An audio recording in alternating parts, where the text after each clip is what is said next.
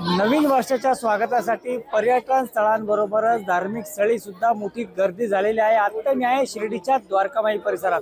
आपण या ठिकाणचं दृश्य जर पाहिलं तर भाविकांची मोठी गर्दी या ठिकाणी दिसून येते। एकूणच जर पाहिलं तर अवघ्या पुढच्या काही तासांमध्ये नवीन वर्षाला प्रारंभ होईल आणि त्या नवीन वर्षाचं स्वागत करत साईंचं दर्शन घेऊन त्या नवीन वर्षाचं स्वागत करण्यासाठी राज्यच नव्हे तर देशभरातून भाविक या ठिकाणी दाखल झालेले आहेत।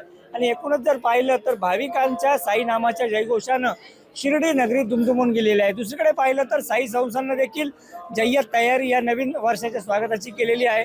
साई मंदिराला आकर्षक अशी विद्युत रोषणाई देखील करण्यात आली आहे। जो साईबाबांच्या मंदिराचा कळस आहे तो तिरंगी ध्वजाच्या रंगानं विद्युत रोषणाई करत सजवण्यात आला आहे, तर मंदिरावर देखील अत्यंत आकर्षक अशी विद्युत रोषणाई करण्यात आलेली आहे। पुढच्या काही तासांमध्ये या ठिकाणी नवीन वर्षाला सुरुवात होईल आणि त्यापूर्वीच या ठिकाणी मोठी गर्दी भाविकांनी केलेली आहे। एकूणच जर पाहिलं तर पर्यटन स्थळी जाण्यासाठी अनेकदा पर्यटक तयार असतात, मात्र नवीन वर्षाच्या स्वागतासाठी धार्मिक स्थळी देखील मोठी गर्दी या ठिकाणी भक्तांनी केलेली आहे। आणि आज पुढच्या काही तासात हे नवीन वर्ष सुरू होईल। कुठून आलात, कहाँ से आए हो?